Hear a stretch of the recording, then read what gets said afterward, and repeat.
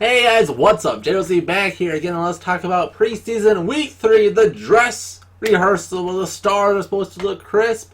But for the Vikings, they did not. So let's talk about what the winners and losers preseason week 3. Starting off with the winners. Number 1 only took 2 carries, but Dalvin Cook looked like the Dalvin Cook that we all want.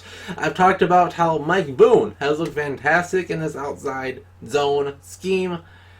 But I made the note, Dalvin Cook has not played, and when he did play, he looked so good. He looks like he has his reads, he reads the blocking, he reads the defense, and with his athletic ability, with his acceleration, agility, and his ability to break tackles, Dalvin Cook looks like he might just absolutely strive in this scheme, and I'm very excited. Dalvin, stay healthy, we can do a lot of things in a run game. But moving on, we have Kyle, my man, Sloter. When you talk about a guy that should be quarterback 2, it's Kyle Sloter. Kyle Sloter looks so good. And when you play against backups and you are not in that category, when you are a second string or fringe starting player playing with the third string guys that won't even make it on a team, and when you look that good consistently week in, week out, he does it. He's done it his last 2 years. He's doing it this year as well. Kyle Sloter deserves quarterback 2. Just absolutely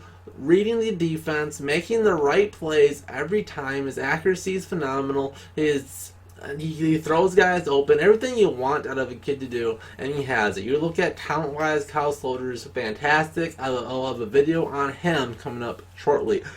Moving on, a guy who was throwing to his favorite target, Bissy Johnson. Talking about the Vikings wide receiver depth, PA seems to think wide receiver 3 should be to somebody else. I'll talk to him about him later.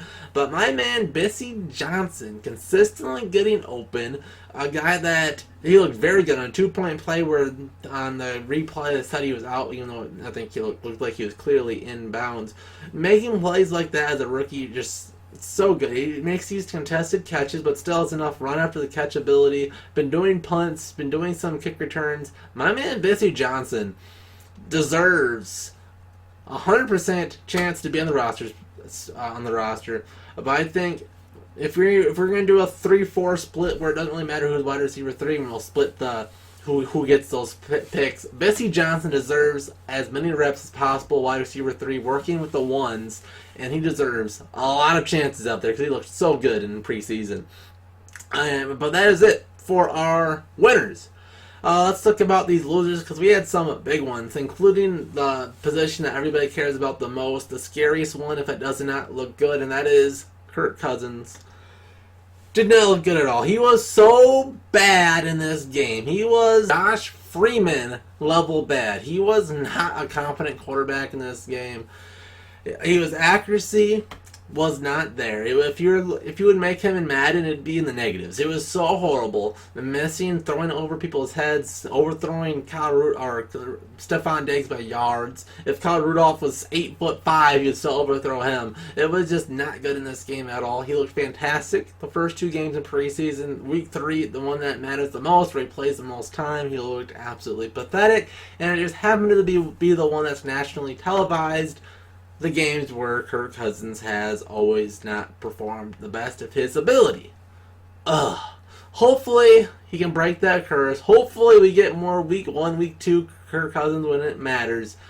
But we cannot have this week 3 Kirk Cousins many times during the season, or this team's going to fall flat once again.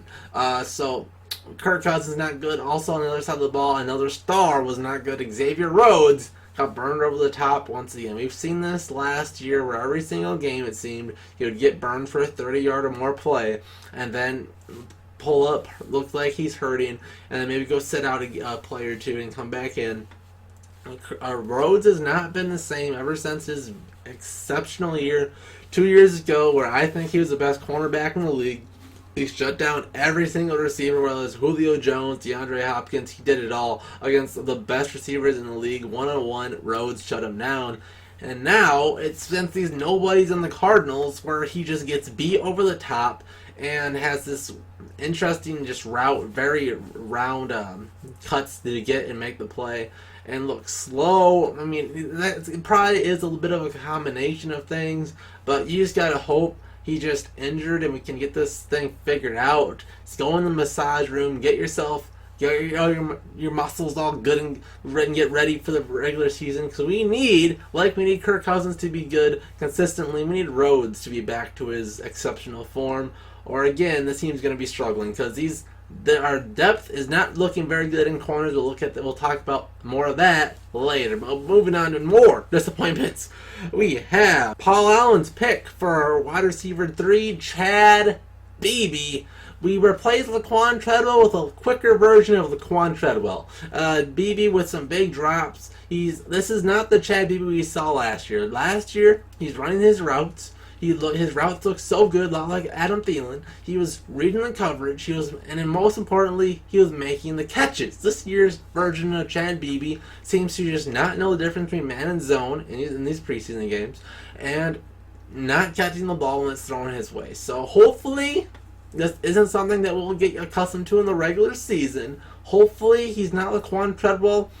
That's a little bit quicker, and hopefully, he gets it all figured out and we get more of what we saw out of Chad Beebe in his limited time last year, because we need that as the Vikings, because we need that depth that we so needed last year. So hopefully we can figure that out, and Chad Beebe looks better consistently as well. But moving on, Corey Vedvik, our kicker / punter, got kicking duties today and was horrible. He sure nailed both PATs, but 0 for 2 on field goals. My man Vedvik had a chance to beat out Dan Bailey, our high-priced kicker, to save a little bit of money, maybe go out and get one of these fringe players that get on the roster bubble, maybe some cap casualties types, and pick them up to maybe be wide receiver 3 or something, but looks like that will not be the case. The Vikings just seem to have so much of a curse when it comes to these kickers. It sucks to see, but at this point, it looks like Vedvik will still make the team, because we don't trade a 5th round pick for a special teams player and not have him make the team. But instead of making him be the kicker where the value is up there, it looks like it'll probably most likely be the punter, and he'll do kickoffs, and we'll have my man Chad Beebe hold. But with Chad Beebe holding, they've always got more results in practice. Now you have to wonder where Vedvik's poor kicks based off of Matt Wild's holding. It's hard to tell. That tiny little differences that makes can make a big difference. It's hard to see on any replays, but Chad Beebe at least has a little bit more luck being the holder for our kickers. So hopefully that can continue, and it looks like we'll have another year of Dan Bailey, and hopefully he can be consistent with Chad Beebe presumably being his holder. But moving on, we have our last disappointing player of this game, and that is Chris Boyd, our late round cornerback of this last draft. And when we drafted him, it looked like we got a steal, but he did not look good in this game at all. He looked like a slower version of Marcus Sherrills. Just got picked on. He never looked like he knew where he was supposed to be exactly. His coverage was loose. He saw a slant play in this game where he was about 4 yards away from him. Just make it the easiest play possible. And he looked like a mediocre college player in this game. And I think in this game he played himself off of the 53-man roster. And he'll probably still have a good chance to make it on the practice squad. But he did not look good at all, and hopefully he can improve moving forward. But there we have it. Those were the winners and losers of preseason week 3. Give me your number 1 winner and loser in the comment section down below. And tell me whether or not you're excited for the regular season or chewing at your nails and toenails after watching our first team players perform in this game. Give me your thoughts in the comments, and we'll see you guys in the next J-Dose Z Vikings video. See you guys then.